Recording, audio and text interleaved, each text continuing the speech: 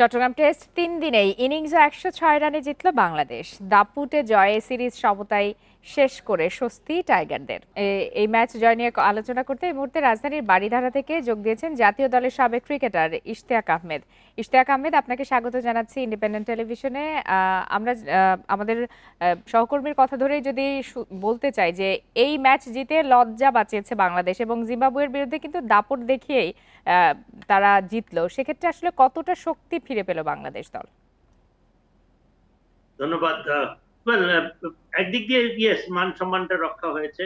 তবে সিলেটে যে ধরনের উইকেটে খেলেছে আমার মনে হয় ওই ধরনের উইকেটই খেলে যদি আমরা জিততে পারতাম কিংবা ড্র করতে পারতাম, যেটাই হোক ওটা হলে বেটার হতো, কারণ সচরাচর আমরা এই ধরনের উইকেটে খেলার সুযোগ পাই না, যেটাকে আমি স্পোর্টিং উইকেটই বলবো কিংবা উইকেট বলবো, এমনই উইকেট যেখানে ব্যাটসম্যানদের actual credentials, actual potential test করার মধ্যে উইকেট। তো এই ধরনের উইকেটে যদি আমরা খেলে একটা ভালো খেলা প্রদর্শন করতে পারতাম। খেলাটা ফাইটিং খেলা হয়েছে, ইয়েস, বাংলাদেশ ফিরে এসে খেলাটা ফাইট করার চেষ্টা করেছে, বাট খেলাটা হারাটা উচিত হয়নি বলে আমি মনে করি। ইভেন দো জিম্বাবুয়ের বোলিং সাইডটা ফার্স্ট টেস্টের জন্য ভালো ছিল, বাট সেকেন্ড টেস্ট ম্যাচে আমার মনে হয় ইট ওয়াজ এ টিম গেম। এবং সাধারণত আমরা এই ধরনের উইকেট আমরা দেখি যে বোলারদের, স্পিনারদের অনুকূলেই থাকে এবং জিম্বাবুয়ের স্পিন অ্যাটাকটা, ইয়েস, মাস্টারশেক যে নতুন বোলার লেগ স্পিনার, সে ভালো বোলিং করেছে, উইকেট থেকে কিছু আদায় করতে পেরেছে। তো this wicket was more spin friendly wicket. এবং আমাদের যে স্পিন অ্যাটাকটা ছিল, আমার মনে হয় যে জিম্বাবুয়ের অন্তত এই ব্যাটিং অ্যাটাকের এগেইনস্টে একটু শক্তিশালী বোলিং অ্যাটাক বলে মনে হয়েছে। ওয়েল ফট সিরিজ। আমার মনে হয় যে বাংলাদেশ, আপনি যেটা বললেন, একটা মান সম্মানটা রক্ষা করতে পেরেছে এই খেলাটা খেলে, এবং আমার মনে হয় যে আউট ক্লাস করে দিয়েছে জিম্বাবুয়ে। ইশতিয়াক আহমেদ, বাংলাদেশের পরিকল্পনাই ছিল স্পিনারদেরকে দিয়ে সুবিধা আদায় করা, যার কারণে কিন্তু ৩ জন স্পিনার দিয়ে খেলিয়েছে বাংলাদেশ। এত কিছুর পরে কিন্তু টপ অর্ডারের ব্যর্থতার কথা না বললেও নয়, সেক্ষেত্রে মিরাজের অবিশ্বাস্য ইনিংসের কথাটাও আমাদেরকে বলতে হবে।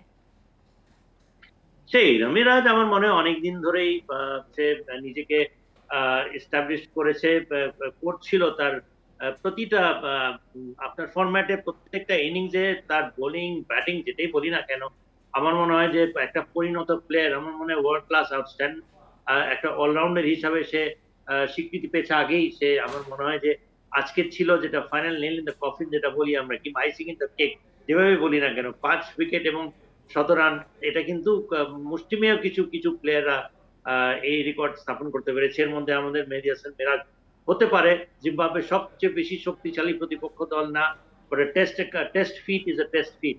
টেস্টে এই ধরনের একটা পারফরমেন্স করতে পেরেছে। অবশ্যই আমার মনে হয় যে মিরাজ নিজেকে নতুন করে না, আমার মনে হয় আগের থেকেই সে is a proven world class allrounder. আপনার কাছে আরেকটু জানতে চাই যে বাংলাদেশ ক্রিকেট দল তো বেশ কিছুদিন ধরেই আমরা দেখছি যে ধারাবাহিক নয়, সেক্ষেত্রে কেন এত অবনতির দিকে হাঁটছে? এই প্রশ্নটির সাথে আরেকটি বিষয় জানাবেন যে শান্তকেই কেন অধিনায়ক হিসাবে রাখতে হচ্ছে? আমার মনে হয় শান্তকে দিয়ে চালিয়ে যাওয়াটাই উচিত। কেননা আপনি দেখেন, যাকে আপনি আনেন না কেন, কেউ কি আপনাকে নিশ্চিত ভাবে কেউ কি আপনাকে জয় এনে দিতে পারবে? শান্ত অন্তত অনেকদিন ধরে করছে, সে he is a world class player. যদি আমি একেবারে ভুল হবে না, আমার মনে হয় সে দায়িত্বটা এনজয় করছে এবং পারফরমেন্স, ইয়েস, তার একটু কনসিস্টেন্সি দরকার তার পারফরমেন্সে, কারণ একটা captain when he should be leading from the front, এবং তার পারফরমেন্সের মাধ্যমেই সেটা প্রমাণ পায়, কিন্তু সেটা হয়তো বা করছে না। বাট আমার মনে হয় যে it is a good choice, এবং ভালো হয়েছে যে সব 3 ফরম্যাটে না দিয়ে তাকে একটা ফরম্যাটে তাকে করতে দেওয়া হচ্ছে। So that's fine. আমার মনে হয় যে শান্তকেও কৃতিত্ব দিতে হবে, বিকজ দেখেন টেস্ট ম্যাচ কিন্তু সে জিতিয়েছে, এমনও না যে সে ভালো খেলছে না। আপনি যাকেই আপনি ক্যাপ্টেন্সি দেন না কেন, আমার তো মনে হয় না যে আমি কেউ সে নিশ্চয়তা দিতে পারবে না যে এই ক্যাপ্টেনই হবে যে কিনা আপনাকে ম্যাচও জেতাবে, প্রত্যেকটা ইনিংস ভালো খেলবে। আমার মনে হয় ওরকম আমরা সেই নিশ্চয়তা, সেই ধরনের ক্যাপ্টেন আসলে আমরা বাংলাদেশ দলে এখন পর্যন্ত খুব একটা দেখিনি। ইশতিয়াক আহমেদ, আপনাকে অসংখ্য ধন্যবাদ আমাদেরকে সময় দেওয়ার জন্য।